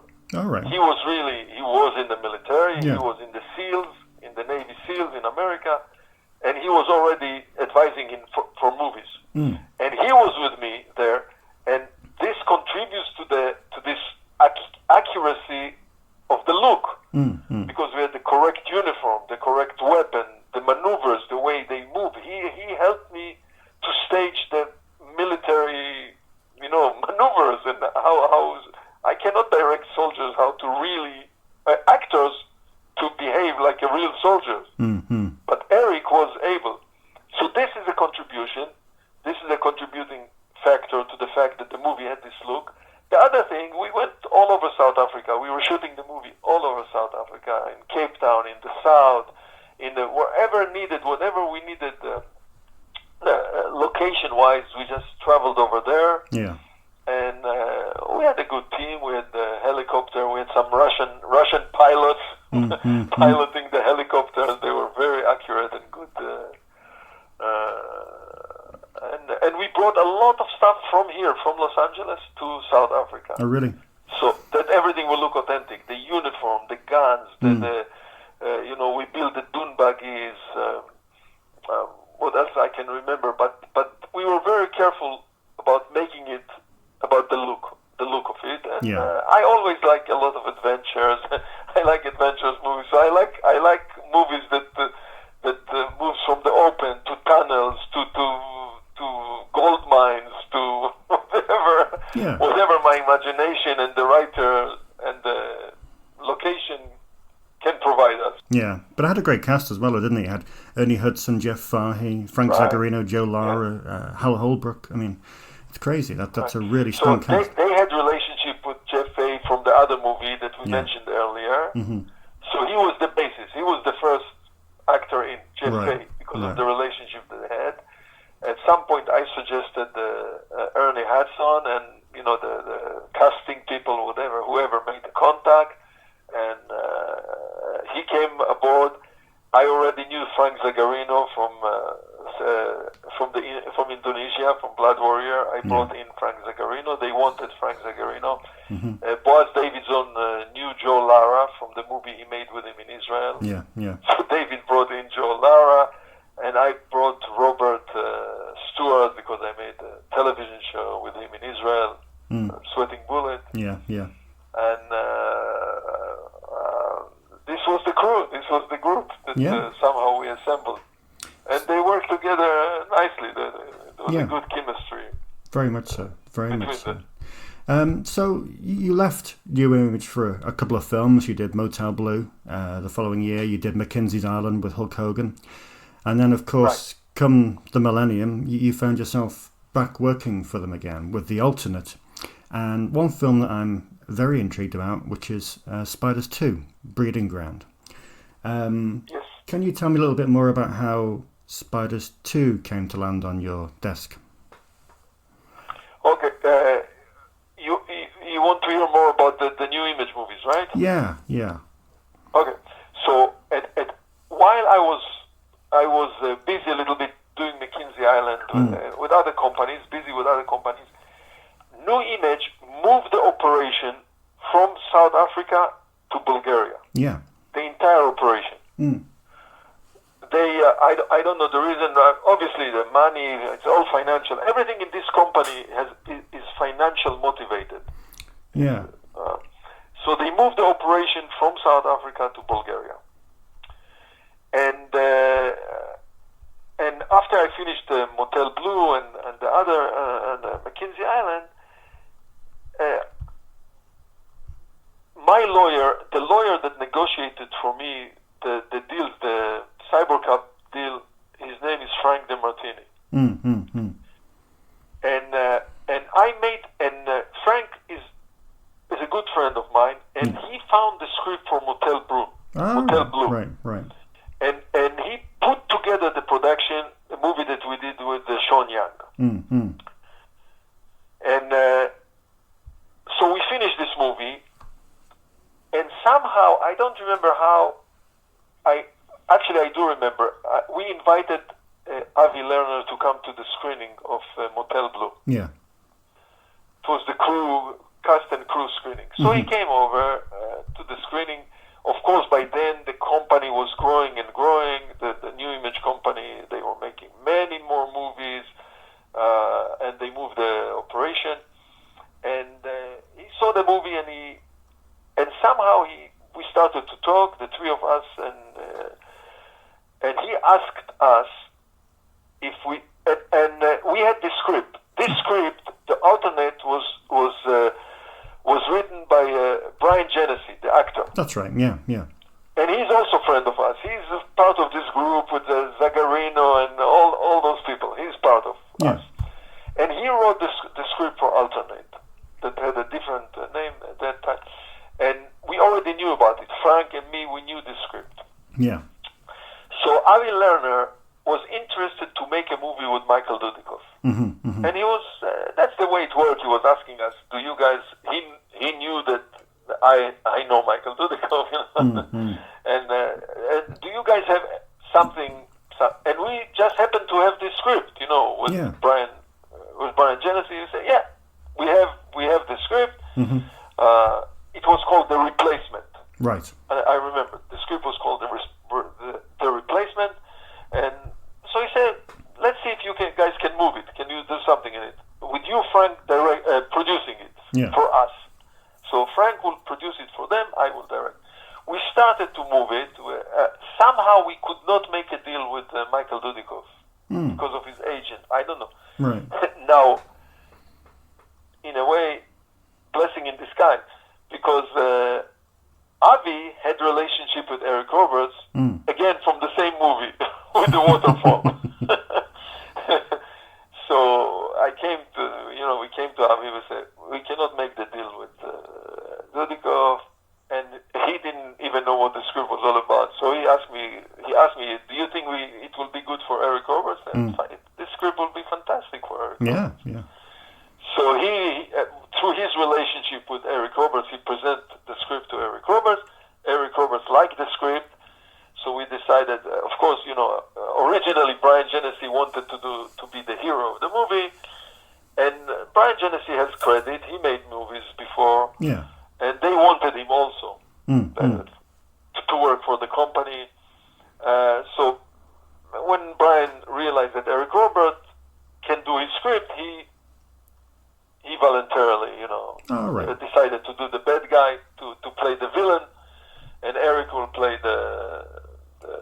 protagonist, and there was a small part that again Avi Lerner, through his relationship, he brought in Michael Madsen to do this part of few shooting days. To be the head of the. So those three guys, you know the way it works in the low budget companies, they need a name or two to sell a movie. Mm-hmm. They don't start to produce the movie until they have so-called sellable name. You know. Yeah. So whenever you have David Bradley, Mark Dacascos,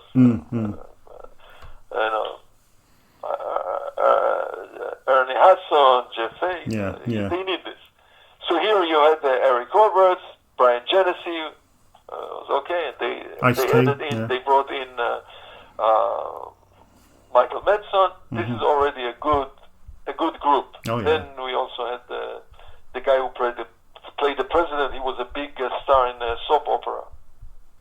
In the world of soap opera. John Beck, wasn't it? Yeah. John Beck. He was big in the soap opera. So now you have four names. You can get movie.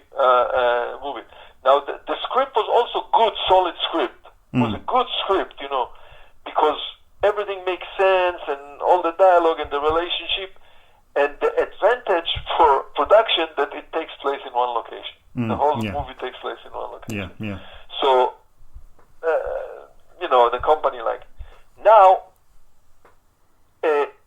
unlike New Image, either sent all their production to South Africa, but by then they already sent it to Bulgaria. Yeah. And for some reason I convinced them, I don't remember how it was, I convinced Avi Lerner to let's make it in Los Angeles. Yeah. It will have the American look. We were able to achieve an American look in Cyborg Cop number 2, the Cyborg Soldier. Yeah. Even in Pretoria. But it's much, much harder to achieve American look. So somehow we explained to Avi that because it's a one location, it will not be expensive. Of course, it's a big difference in expenses between shooting movie in America or in Bulgaria. It's a big difference. But we convinced him that because we are contained in one location, it's going to be not expensive. Yeah, that makes sense. Somehow they agreed. So we were lucky. Frank DeMartini and me, and Brian Genesee, that was the writer. Many times it's good to have the writer on the set. We were lucky that they did not really intervene with us. They did not appoint one of their producers to be with us. Nor Danny Lerner, neither Boaz Davison. Nobody was involved in this movie. It was really only Frank DeMartini and myself. I see. And Brian Genesee. And they didn't bother us, and we were lucky enough to shoot in Los Angeles, which is much, much, much easier to shoot movies in Los Angeles than in a foreign country, the other countries. And that's why it has a good story, and we found a good building. There is a problem in this movie. I must admit that it's a budgetary problem, really budgetary problem. Yeah. When you deal with a movie that the subject matter is assassinating the president, the movie has to look big, because you are dealing with the American president. True. When American president moves around, the entourage around him, security entourage, is going to be huge and big. Yeah. And if you have reporters, you're going to have 200 reporters. So everything has to look big when you deal with the American president, with the U.S. president. We didn't have money to achieve this look. Like in other movies, like big budget movies, when you see the president move around. So this is today I can say that this is a problem in the movie. You're dealing with the so-called American president, and the look around him is really low budget look. Yeah, but the action is still solid. It's in the building. The story works, really works. The relationship between Eric Roberts and Brian Genesee as the good guy and the villain are good, strong, and there are a lot of exciting moments from action point of view. Yeah, without doubt. And we also had Ice-T for 2 days. Yeah. Reunion with Ice-T from Of course. So next was Spiders 2. The company already made Spider with, I forgot the name of the director. So they made Spiders, and moderate success, and good enough for, as we mentioned before, to make a sequel. Again, my luck, the Sam Firstenberg luck, that I have to do sequels all the time, because for some reason they don't get along. I don't know the reason why they didn't hire Gary, the same director. I have no idea. They just approached me. They say, "Do you want to direct a horror picture?" It's not really horror; it's a sci-fi horror. Yeah. For a change, I love it. I love challenges. I will not do an American comedy because I'm not American. It's not my field. But sci-fi adventure, it's definitely something that I would love to do, and I never had a chance in my career to deal with this kind of material. Yeah. So I told them, by all means, I would love to do this movie. Again, there was no script. We started from scratch with what's his name, Brooke. Stephen. Yeah. Steve Brooke. I'm sorry. So they told me we have this writer, Steve Brooke, and I started to write with him the script. Not I. He wrote the script, but I was working with him on inventing a story. And what I really liked it's really modeled after Aliens. Yeah. An isolated location where you cannot escape from. Claustrophobic location. Of course, we don't have money for spaceships, so we put it on a ship in the ocean. Yeah. But the whole story contained within one ship, and there is no way out. No. Based on Alien, the same formula, and a woman, an actress, a female hero. Yeah. Very strong female hero. Basically, it's a low budget Alien, very low budget Alien. Yeah, but I think after, I don't want to compare, of course, to such a classic, but no. But I think this after was our model. I think after talking to Stephen, I think Danny and the guys they had the location first, didn't they? So they had the location, and the idea was to pretty much map the script. Yeah, so by then they wanted to go to Bulgaria, because they already acquired a place in Bulgaria. It was not really a studio; it was an old sports center, Soviet-style sports center, which had a swimming pool, but it was dilapidated, not in use anymore. So there was a swimming pool, big swimming pool, a few other rooms, and they already had this place. Yeah.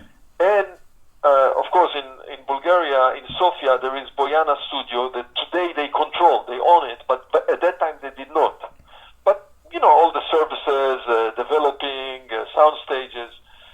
So they already had offices over there in Sofia, in Bulgaria. They had this complex, as I told you, the dilapidated complex. Yeah. And they wanted to use it. They wanted to go and shoot over there. Of course, when you say location, it's not...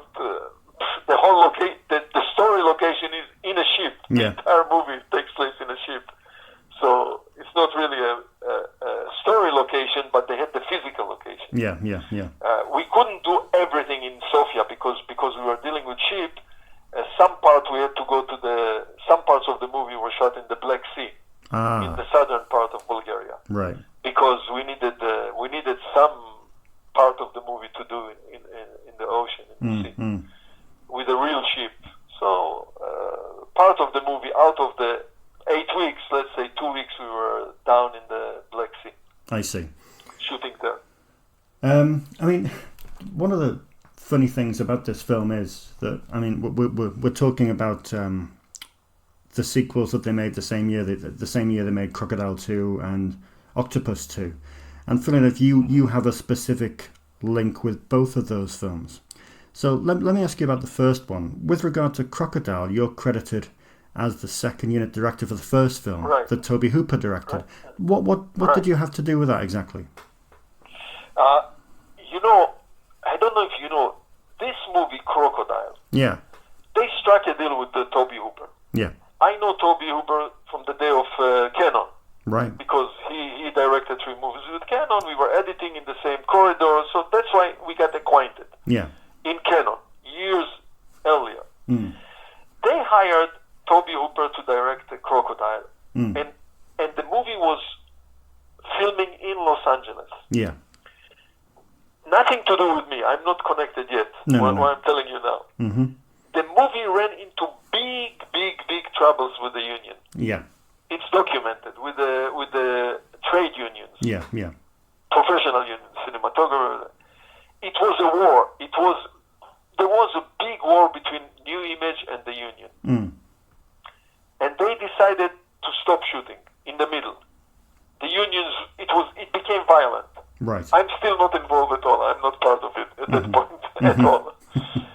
It became violent. They stopped. They decided they didn't want to give in to the studios, Yeah. to the unions. So they quit. They stopped the shooting in the middle of the movie. Mm-hmm. They paused, and then they moved it to Mexico, away from the unions, Yeah. to continue the filming.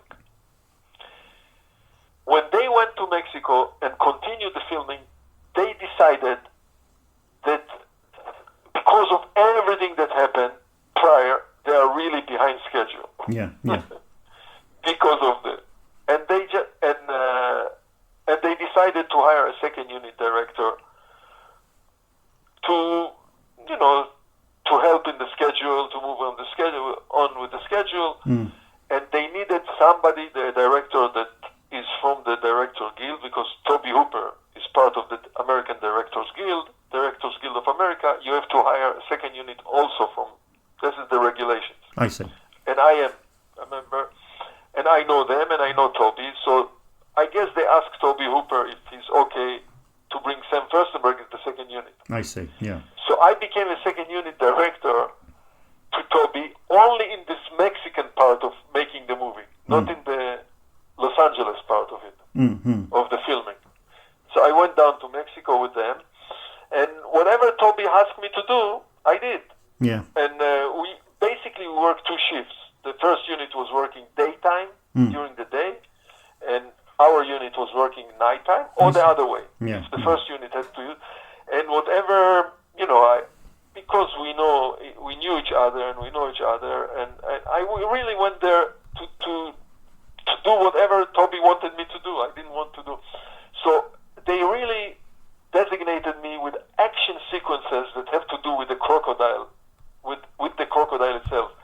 I didn't work on any dialogue scene, nothing. All my directing was action related. Sometimes part of a scene, not complete scene. Sometimes a complete scene. But it all had to do with the crocodile, with the giant crocodile, with this mechanical crocodile, and action, and fire, and explosion, and things like this to help. And I always asked. So it was not the traditional second unit that sometimes in the big action, in big Hollywood movies, the second unit director sometimes never meet the first unit director. True. Mm-hmm. We were in the same hotel, and we were talking every day, and I did exactly, and I told him what my suggestions, what I'm going to do, if he's approving it or not. So I was complimenting his work. I did whatever he needed me to do, and that's how I'm credited, and that's the work I did in Crocodile. And of course, your great friend Frank DiMartino was producing it as well, wasn't he? Yeah. Frank was the producer, and that's part of the equation. Part of the reason I came aboard, and Danny Lerner was the producer, and both of them, they had this problem with the Los Angeles unions. Yeah. So yes, we were all the same group, the same people. Okay, that's interesting. Except Toby. So that's your connection to Crocodile, but you also have a connection to Octopus in some respects, especially the sequel. No. No. A semi. Bear with me. Okay. In that the director of Octopus 2 is, of course, a guy who was your cinematographer for 4 films, Yossi. Oh, that's the only connection. Yeah. So what kind of relationship did you have with him? Okay, so, right. Let me tell you about Yossi Wain. Yossi Yossi was a cinematographer, an Israeli cinematographer. Yeah. And at some point, when they established new image production company in South Africa, South Africa was the film industry in South Africa was basically television commercial oriented. Sure. There was no movie making in South Africa. Maybe local comedies or something, I don't know, but not really. All the workers, all the film workers, the movie workers were really oriented commercial for television. Yeah. And I'm not talking about the people who work on television, but because this was video, we were working film. So there were crew members, but they were not really geared for big production. So they brought in from Israel, Danny Lerner brought in from Israel few Israelis, filmmakers, to come and help. Yeah. And because in Israel there was a very thriving industry. In Israel they made big movies. Jesus Christ Superstar, Iron Eagle, big American Hollywood production. And the crew members, the Israeli crew members, were much more experienced. Actually, when we made the American Ninja #2 in South Africa, half of the crew were Israelis. Right. The cinematographer, the gaffer, the grip, all the key people came from Israel. By then, when I came back to do Cyborg Cop, the South African crew was more experienced in making feature movies. But still, there were few Israelis around. One of them was the cinematographer Yossi Wain that moved to South Africa and was working with New Image. The other one was David Varrod, the production designer. Yeah. And those are the two that I remember at the moment. Now, so I didn't know Yossi Wain from Israel from the day that he was a cinematographer in Israel, except that he was.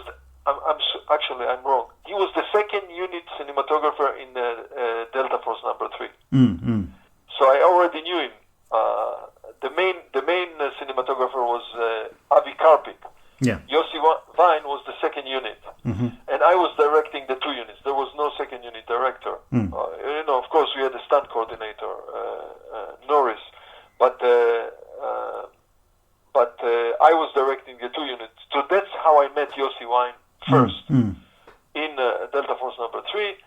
But when I came to South Africa to do Cyborg Cop, I really started to work with him. Yeah. And as you mentioned, very talented cinematographer. The look of all those movies, he was the cinematographer on the two Cyborg movies, Cyborg Cop and Operation Delta Force. Yeah, yeah. And this was my relationship with him. He was there all the time. I was not. I was really in Los Angeles, going to South Africa, shooting a movie, directing a movie, coming back to Los Angeles. Yossi Wain and Danny Dimbo and Danny Lerner were there all the time, right, operating. And there were a few more Israeli. Yaakov Bookman was the key grip. As I said, David Varrod was so all of them are Israelis. I guess that Yossi wanted to direct all the time, and he was actually the director of the first Ninja movie that we spoke about. Lethal Ninja, the first movie that New Image. So then, at some point, they kind of he moved from filming, from being a cinematographer to directing movies for them. They kind of entrusted him with a even lower budget than the low budget that we made. And so that's how he came to Bulgaria to direct this Octopus movie. But I was never in relationship with Yossi Wain when he was directing. I see. My relationship with him was only as a DP, director of photography. But you got on well with him. You had a good working relationship. Yeah, very good. Yeah. He understood he always understood what I was striving to, and he was always this cinematographer that is looking for a bigger look. I always liked interesting location. You know, we have a fight sequence. Let's find an interesting factory. Yeah. Let's find something interesting. So we used to scout a lot together, and that's how we ended up in one sequence in a power plant, electric power plant. That's how we ended up on a high bridge with a train on top of the bridge, because both of us were always looking, what can we find, some visually intriguing, some visual location that will enhance the action that we are going to do. So that's how we end up in the mine shaft. We were always looking for something interesting, and he was for a challenge, for a visual challenge, and he was like this. He was always looking for it. So that's why we were complementing each other in this way of working together. Good. So just to finish off, and we'll go back to Spiders 2 momentarily. So how, you've been an action director all your life. I mean, you know, that's what you'll be remembered for, because you've directed some of the greatest action films of that era. But how would you regard that one foray into sci-fi / horror with Spiders 2? Was it a good experience? Into Spider 2, you mean? Yeah. Very good experience. The truth is, if you know, people who read some interviews or whatever that I've done, this was not my intention at all to become an action director when I went to film school and I started my career, or the way I envisioned my career in movie making. No. I had different intention, but nonetheless, that's how I ended up being an action director. And you know, it happened that it suited me. You know, my skills, my character led to the existence or to the creation of a couple of good action movies, and I enjoyed it a lot because I found out with time that really directing action is really pure cinema. You have to deal with silent cinema. You have to make sequences, a whole big sequences with no one word spoken, only with visual means. You know, action sequence, you don't rely on dialogue. You rely on cinematic means only. And I found it interesting and challenging and so on. But I was happy every time I got a chance. I was very happy every time I got a chance to do a non-action movie because of what I told you before. So, you know, the dance movie, Breakin 2, Electric Boogaloo, was fantastic. I loved it. There is no big difference between dance movie and action movie.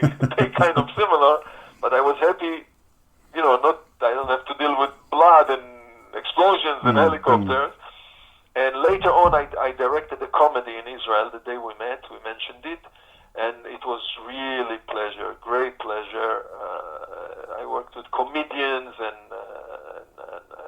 you know, dialogue-based movie that I really enjoyed a lot. Was kind of a successful movie in Israel. It was a hit in Israel. And in Hebrew, it was a Hebrew movie. Then I had the chance to do McKinsey Island, which supposed to be also comedy, not action. It has an action sequence with both, but you know, I had to work with Hulk Hogan and Robert Vaughn, which are not action people at all. No. And then I did a psychological thriller with Sean Young, Motel Blue, non-action at all. I was very, very happy. But I was specifically happy to do this, you know, sci-fi. You know, in my movies, if you look through the movies that I directed through the years, they were influenced by big-budget movies. Ninja 3: The Domination is heavily influenced by Poltergeist. You know, the movie Poltergeist and The Exorcist. So I was happy to do something, as I told you, something that will be similar in the vein of Alien, of the movie Aliens. And you know, and the Cyborg Cop movies are influenced by RoboCop. So I was very happy to see what I can do in a kind of not really sci-fi. I don't know where it falls. It's a sci-fi thriller, a sci-fi horror picture. But where a director has to create a lot of tension. Sure. In an action movie, you have to create thrill. The director has to create a lot of excitement and thrill. In this type of a movie, the director has to create tension. Yeah. Has to create, the scary movie. It's not a horror movie, Toby Hooper type of a horror movie that you have to create the jump and the scares. I didn't have to do this, but in this kind of movie, like Aliens, you have to create the tension that the audience sits at the edge of the seat, just waiting to see what will happen next. Yeah. What's behind the corner? What will happen when you move to the next corridor? Is the danger lurking over there behind the corridor? So I was happy with this challenge because, again, it's a cinematic challenge. It's not a dialogue based, but it's a visual, cinematic based elements that I have to deal with. So I was happy to do it, very happy. And there was a lot of special effects, which I was also. It's the first time I dealt with CGI, with digital spider and digital ocean, and so it was another area that, of course, Steve Brook helped me a lot because this is his expertise. So he helped me a lot in this field, how to create